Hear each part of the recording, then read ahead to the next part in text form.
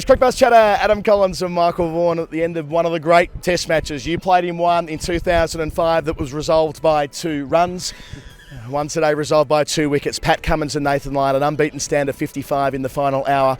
I still don't quite believe what we've seen. No, I think we all will get in our cars tonight, drive home, probably go to sleep, and then wake up in the morning and go, did that really happen? That was a special 5 days. Today, obviously, the end of the game, it always creates that tension, but throughout every single day that we've seen, 2 teams playing contrasting styles. The Aussies obviously playing a safer game, more attritional. England playing a game that's very expansive, very risque. But I have to say, the Aussies to get the win, that is huge for them. And it's taken something extraordinarily special from the captain, Cummins, right? So 4 wickets yesterday to ensure that England are knocked over at a chaseable time in the test match, which they needed, bearing in mind it was only 6 overs to go at the end. 38 in the first dig when they had to hold on tight and bat time, and 46 not out of the best today. Everything changed. They did a 54 to win, and he clocks 2 sixes when we all thought, I'm sure it was the same on your commentary as well, they're probably going to play for a draw here. And he said, no, I want this. Yeah, I think throughout the whole match there's been just moments in the game where, you know, England on that first morning, the 4 from Crawley, message sent. Joe Root with that reverse ramp, the first ball of the 4th morning, message sent.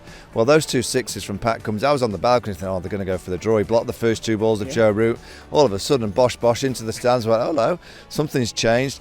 Brilliant. Pat Cummins is an incredible cricketer, but he's got an incredible mind. You know, to withstand the pressure. I've seen him do it on many occasions. His 4 in the second innings is what gave Australia the chance to win the test match. You know, we'll bowl beautifully on a placid wicket. Full credit to all the seamers that have had to run in and bowl on that all week. It's given them absolutely nothing. There's no pace in it. There's been the odd time when the ball's moved about, but leading from the front in the first test match away from home, in an Ashes series, and to get his team over the line and be in that dressing room now, I think he's just seen him having a beer with his father.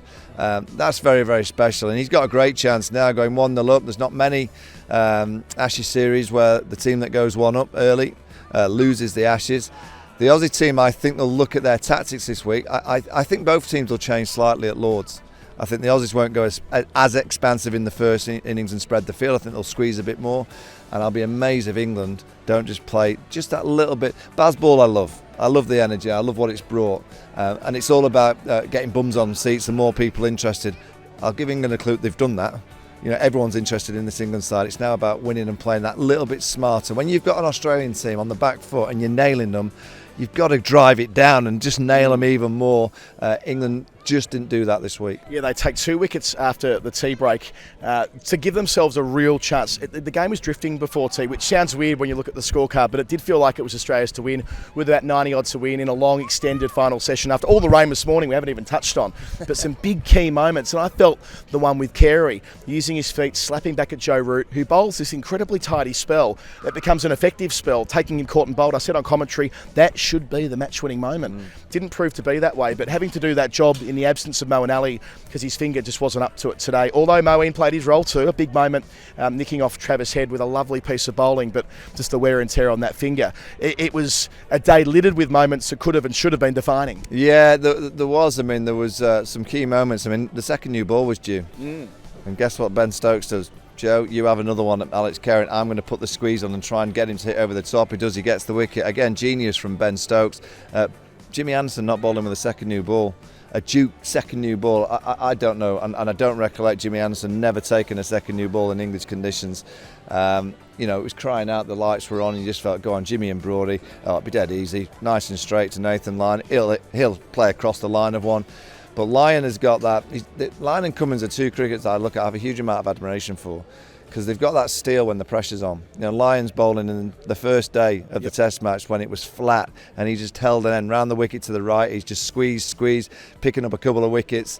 Yeah, they've got that steel, that inner fight that it's very, very hard to coach. You know, it's very, very hard to say to a player, come on, you've got to have that fight. And that Stuart Broad has it for England. When the moment matters, Stuart Broad says, give me the ball. There's so many cricketers that can play the game. There's only a small few that know exactly how to play the pressure moment. And the beautiful point there that Pat Cummins hits the winning runs here today. That's the highest score Australia have chased in the 4th innings since he hit the winning runs on his test debut 12 years ago. Who was in the dressing room with him? Next in the bat? Nathan Lyon. I mean, it is a coming of age win, I think, in so many ways. Maybe not, maybe that's the wrong terminology, but it feels like for this Australian side who've made such a big deal of this legacy piece over here, World Test champions last week at the Oval, and going 1-0 up here, it means a tremendous amount. And Lyon's clip off the pads looking like Viv Richards. I mean, what on earth was that? I mean, the fact that he felt bold enough to play that shot with 11 runs to win speaks volumes about the confidence in which they're playing with at the moment. With all of that said, Vaughanie, let's go into the hot spot. In the hot spot today, they want me to ask you about the captaincy of Ben Stokes. We were on our call slightly confused about just how many players back there were towards the end. I suppose that at that point you're going to be criticised for whatever you do, but the surface, it was a great test match almost in spite of the surface, which meant they had to go the short stuff because there was nothing else doing. Yeah, I could understand what he was trying to do. He wanted as many balls as possible. I think he just thought that Nathan Lyon was going to chip one in the air to the fielders on the deep. He had the chance, he dropped it. You know, he had a flying right paw going towards the ball. He had it and then he hit the ground, then it bounced out. It's so difficult to captain in those kind of situations because I don't know what's right and what's wrong. You just hope a bit of magic. You know, you hope that Stuart Broad, Ollie Robinson produces magic. You hope the Aussies make a mistake. The pitch was flat. That second new ball did nothing. It just went gun barrel straight. And Australia just held the pressure card better. I mean, you mentioned that Nathan Lyon shot. That was some shot. Just a little whip over mid-wicket. Pat Cummins just stepping out and giving Stuart Broad a little bit of a lick on the offside as well.